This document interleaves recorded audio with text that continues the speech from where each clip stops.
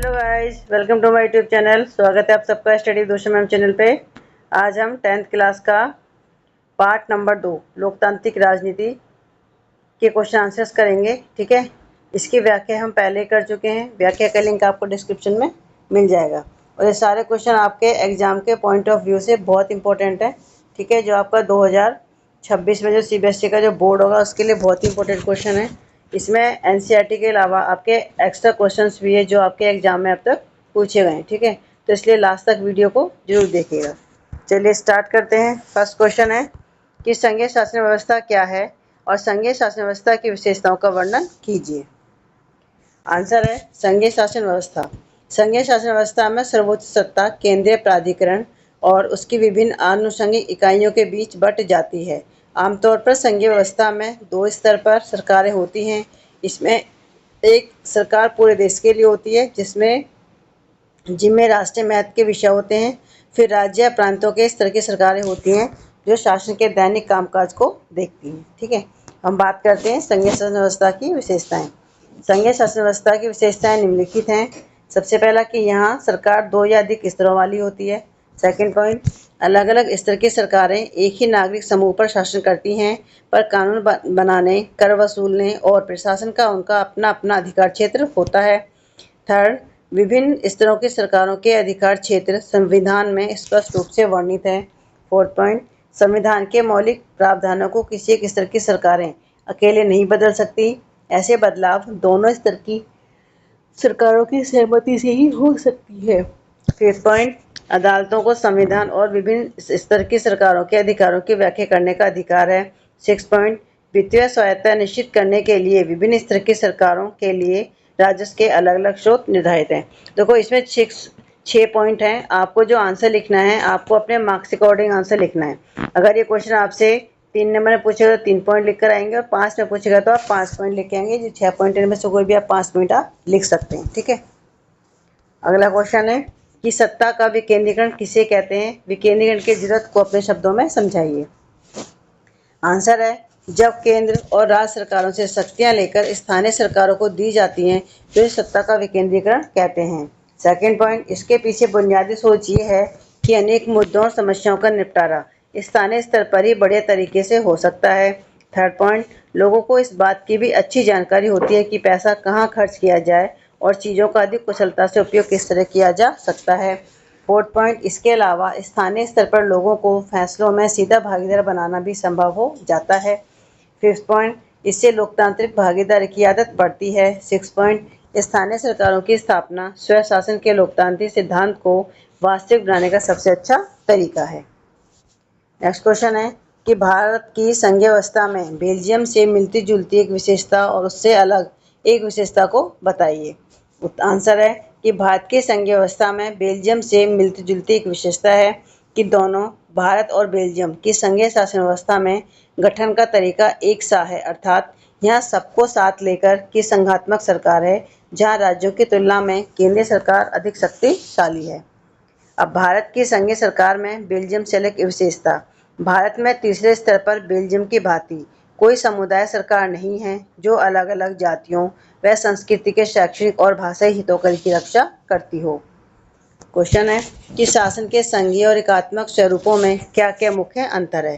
तो आंसर है संघात्मक सरकार, राष्ट्रपति ही नाम मात्र का ही और वही वास्तविक अध्यक्ष होता है। अध्यात्मक सरकार में प्रधानमंत्री नहीं होता। सेकंड पॉइंट, राष्ट्रपति का चुनाव जनता द्वारा प्रत्यक्ष होता है। थर्ड पॉइंट, कार्यपालिका विधानमंडल का भाग नहीं होता है। राष्ट्रपति और उसके सचिव विधानमंडल के सदस्य नहीं होते। फोर्थ पॉइंट, राष्ट्रपति और संसद के सदस्यों का चुनाव करने के लिए अलग अलग चुनाव होते हैं। फिफ्थ पॉइंट, संसद का राष्ट्रपति पर कोई नियंत्रण नहीं होता, अतः अपने कार्यकाल में राष्ट्रपति को आसानी से नहीं हटाया जा सकता। अब एकात्मक सरकार। फर्स्ट पॉइंट है कि राष्ट्रपति नाममात्र का अध्यक्ष होता है, सरकार का वास्तविक अध्यक्ष प्रधानमंत्री होता है। सेकंड पॉइंट, राष्ट्रपति का चुनाव जनता द्वारा प्रत्यक्ष नहीं होता। भारत का राष्ट्रपति जनता द्वारा सीधा नहीं चुना जाता, वरन उसे संसद और प्रांतीय विधानमंडलों के सदस्य चुनते हैं।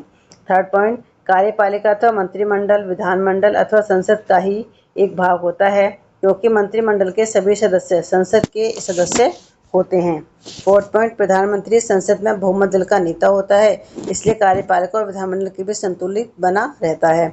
5th पॉइंट, संसद का सरकार पर पूर्ण नियंत्रण होता है। यदि प्रधानमंत्री संसद में बहुमत खो दे तो उसे त्यागपत्र देना पड़ता है। अगला क्वेश्चन है कि अवशिष्ट विषय क्या हैं? आंसर है ऐसे विषय जो 3 सूचियों संघ सूची, राज्य सूची और समवर्ती सूची में से किसी में नहीं आते, उन्हें अवशिष्ट विषयों के रूप में जाना जाता है। नेक्स्ट क्वेश्चन, संघीय सरकार में न्यायपालिका का क्या महत्व है? आंसर है संवैधानिक प्रावधानों और प्रक्रियाओं के कार्यान्वयन की देखरेख में न्यायपालिका एक महत्वपूर्ण भूमिका निभाती है। शक्तियों के विभाजन के बारे में किसी भी विवाद के मामले में उच्च न्यायालय और सर्वोच्च न्यायालय निर्णय लेते हैं। नेक्स्ट क्वेश्चन है, भारत सरकार द्वारा अपनाई गई लोकतांत्रिक नीतियों की व्याख्या कीजिए जिसने भारत को एक सफल संघ बनाने में मदद की। आंसर है केंद्र और राज्य सरकारों की शक्तियों को स्पष्ट रूप से अलग कर दिया गया है। सेकंड पॉइंट, संघ, राज्य और स्थानीय सरकारों के तहत शासन की एक त्रिस्तरीय प्रणाली को मंजूरी दी गई है। नेक्स्ट पॉइंट, अरुणाचल प्रदेश और नागालैंड जैसे कुछ राज्यों को विशेष दर्जा दिया गया है ताकि उनकी स्वायत्तता बनाए रखी जा सके। नेक्स्ट पॉइंट, भारतीय संविधान के मौलिक प्रावधानों को संसद द्वारा एक तरफा नहीं बदला जा सकता।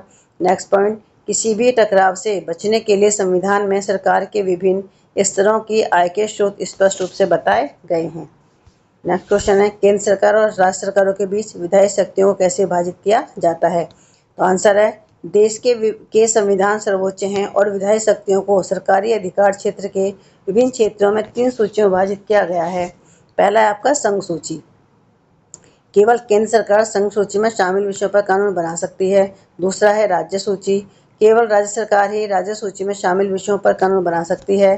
थर्ड पॉइंट है समवर्ती सूची, दोनों सरकारें इन विषयों पर कानून बना सकती हैं लेकिन किसी भी संघर्ष के मामले में केंद्र सरकार द्वारा बनाया गया कानून ही मान्य होगा। नेक्स्ट क्वेश्चन है कि केंद्र सरकार और सरकारों के बीच सत्ता का बंटवारा भारतीय संविधान की संरचना के लिए बुनियादी है, समझाइए। आंसर है मौलिक प्रावधानों को सरकार के एक स्तर द्वारा एक तरफा रूप से बदला नहीं जा सकता। सेकंड पॉइंट, संविधान की मौलिक संरचना में किसी भी परिवर्तन को पहले संसद के दोनों सदनों द्वारा कम से कम 2/3 बहुमत के साथ पारित किया जाना चाहिए, फिर इसे कुल राज्यों के कम से कम आधे राज्यों की विधानसभाओं द्वारा अनुमोदित किया जाना चाहिए। अगला क्वेश्चन है, भारत में स्थानीय स्वशासन की किन्हीं 4 कठिनाइयों का उल्लेख कीजिए। आंसर है अधिकांश राज्यों ने स्थानीय सरकारों को महत्वपूर्ण शक्तियां हस्तांतरित नहीं की हैं, संसाधनों की कमी है, चुनाव नियमित रूप से नहीं होते हैं और फिफ्थ है कि ग्राम सभाएं नियमित रूप से आयोजित नहीं की जाती हैं। अगला क्वेश्चन, स्थानीय सरकारों के क्या लाभ हैं? आंसर है स्थानीय सरकारों के निम्न लाभ हैं। पहला है स्थानीय सरकार के लिए संवैधानिक स्थिति ने हमारे देश में लोकतंत्र को गहरा करने में मदद की है। सेकंड पॉइंट, इसने हमारे लोकतंत्र में महिलाओं के प्रतिनिधित्व और आवाज़ को भी बढ़ाया है। थर्ड पॉइंट, यह लोगों को निर्णय लेने में सीधे भाग लेने की अनुमति देता है। फोर्थ पॉइंट, स्थानीय लोगों के पास स्थानीय समस्याओं के बारे में बेहतर विचार और ज्ञान है। ये आपके MCQ में 1 नंबर वाले क्वेश्चन है, ठीक है। पहला है समवर्ती सूची के किसी विषय पर केंद्र और राज्य सरकार द्वारा बनाए गए कानून के बीच टकराव की स्थिति में आंसर है कि जो केंद्रीय कानून प्रभावी होता है। नेक्स्ट क्वेश्चन, जब केंद्र और राज्य सरकारों से शक्ति लेकर स्थानीय सरकार को दी जाती है तो इसे क्या कहते हैं? इसको हम विकेंद्रीकरण कहते हैं। अगला क्वेश्चन है, संघ और राज्य सरकार दोनों मिलकर निम्नलिखित में से किन विषयों पर कानून बना सकती हैं? तो वो समवर्ती सूची के जो विषय हैं उन पे वो कानून बना सकती है। और निम्नलिखित में से कौन सा संघवाद की विशेषता नहीं है? यानी केंद्र सरकार राज्य सरकार को आदेश दे सकती है, ये संघवाद की विशेषता नहीं है। अगला क्वेश्चन, ग्रामीण स्थानीय स्वशासन की लोकप्रिय रूप से जाना जाता है तो उसको पंचायती राज के रूप में जाना जाता है। नेक्स्ट क्वेश्चन है, भारतीय संघ की भाषा नीति के संबंध में निम्नलिखित कथनों पर विचार कीजिए। हिंदी को राजभाषा के रूप में मान्यता दी गई है। हिंदी के अलावा 21 अन्य भाषाएं हैं जिन्हें अनुसूचित भाषाओं के रूप में मान्यता प्रदान की गई। थर्ड, सरकारी परियोजनाओं के लिए हिंदी के साथ साथ अंग्रेजी का भी प्रयोग किया जा सकता है। तो इसके देखिए जो तीनों पॉइंट है, तीनों के तीनों पॉइंट ही बिल्कुल सही हैं। अगला क्वेश्चन है कि निम्नलिखित में से कौन से देशों का समूह एक साथ आने वाले संघ का उदाहरण है? तो आंसर है USA, स्विट्जरलैंड और ऑस्ट्रेलिया, ठीक है। 8वां क्वेश्चन, सबसे उपयुक्त विकल्प चुनकर रिक्त स्थानों की पूर्ति कीजिए डैश सरकार की एक प्रणाली है जिसमें शक्ति को एक केंद्रीय प्राधिकरण और देश की विभिन्न घटक इकाइयों के बीच विभाजित किया जाता है। तो आंसर है संघवाद।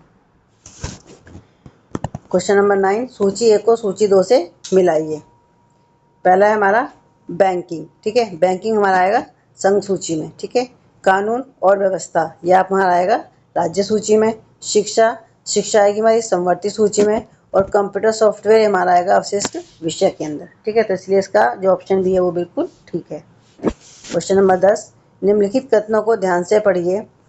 भारतीय संघ की दूसरी भाषा नीति थी। संविधान द्वारा हिंदी के अतिरिक्त 23 अन्य भाषाओं को अनुसूचित भाषा के रूप में मान्यता प्राप्त है। थर्ड, भारत की केंद्र सरकार के पास अवशिष्ट विषयों पर कानून बनाने की शक्ति है। फोर्थ, संयुक्त राज्य अमेरिका का एक अच्छा उदाहरण है। देखिए इसमें हमारा जो पॉइंट नंबर 1 है ना, 1 और 3 ये दोनों ठीक हैं, बाकी दूसरा और चौथा हमारा गलत। तो आंसर हमारा क्या होगा? बी। क्वेश्चन नंबर 11, 1992 के संविधान संशोधन के संदर्भ में कौन सा कथन असत्य है? 1/4 पद महिलाओं के लिए आरक्षित है। स्थानीय शासन निकायों के लिए नियमित चुनाव आयोजित किए जाने चाहिए। सीटें अनुसूचित जाति, अनुसूचित जनजाति, अन्य पिछड़े वर्ग के लिए आरक्षित हैं। राज्य चुनाव आयोग इन चुनावों को कराता है। तो आंसर है जो कि 1/4 पद महिलाओं के लिए आरक्षित है। 1/4 नहीं, 1/3 पद महिलाओं के लिए आरक्षित है, इसलिए हमारा जो एक पॉइंट है ये गलत है। नीचे दिए गए प्रश्नों में कथन ए और कारण आर के रूप में चिन्हित 2 कथन है। कथन को पढ़िए और सही विकल्प का चयन कीजिए, ठीक है। देखिए इसमें हमारा क्वेश्चन नंबर 12 है। कथन दे रखा है हमें कि 1992 में संविधान में संशोधन करके विकेंद्रीकरण की दिशा में एक बड़ा कदम उठाया गया था। रीजन है कि लोकतंत्र के तीसरे स्थल को और अधिक शक्तिशाली और प्रभावशाली बनाने के लिए संविधान में संशोधन किया गया था। तो इसमें हमारा ऑप्शन ए ठीक है कि इसमें ए और आर दोनों सत्य हैं, ठीक है। और जो आर है वो एक ही सही व्याख्या करता है। क्वेश्चन नंबर 13, हिंदी की पहचान भारत की एकमात्र आधिकारिक भाषा के रूप में की जाती है। रीजन है कि इसने हिंदी भाषी लोगों को दूसरों पर वर्चस्व बनाने में मदद की। तो इसका हमारा देखो सी है, यानी ए तो सही है हमारा, लेकिन जो सी जो रीजन दे रखा है वो हमारा गलत है, ठीक है। तो इसलिए ऑप्शन इसमें सी आंसर आपका आएगा। क्वेश्चन नंबर 14, केंद्र और राज्य सरकारों से सत्ता लेकर स्थानीय सरकारों को दे दी जाती है, जिसे विकेंद्रीकरण कहते हैं। ये बिल्कुल ठीक है। रीजन है कि स्थानीय सरकारें निकाय में कम से कम 1/3 पद महिलाओं के लिए आरक्षित है। देखो बात ये भी ठीक है, लेकिन जो इसका जो रीजन दे रखा है रीजन इसका बिल्कुल भी सही नहीं है, ठीक है। क्वेश्चन नंबर 15, कथन है कि जिला परिषद अध्यक्ष जिला परिषद का राजनीतिक प्रमुख होता है। ये भी ठीक है। कारण महापौर नगर पालिका का प्रमुख होता है, ठीक है। यानी देखो जो हमें रीजन दे रखा है ना, ये रीजन इसकी सही व्याख्या नहीं करता, इसलिए आंसर इसका बी होगा, ठीक है। अब सूची 1 का सूची 2 से मिलान करिए।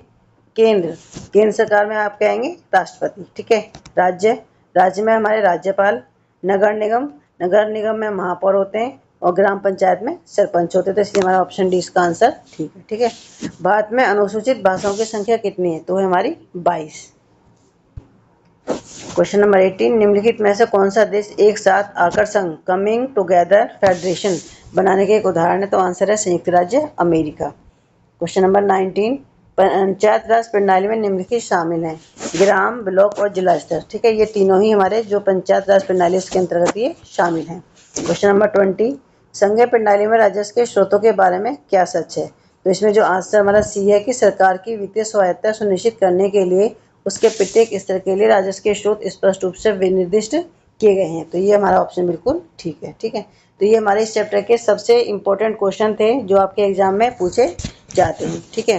तो प्लीज़ मेरे चैनल को लाइक और सब्सक्राइब जरूर करें, साथ ही और बच्चों को भी शेयर करें ताकि और बच्चों को इसका फ़ायदा मिल सके। आज की वीडियो में बस इतना ही, मिलते हैं आपसे नेक्स्ट वीडियो में। Thank you.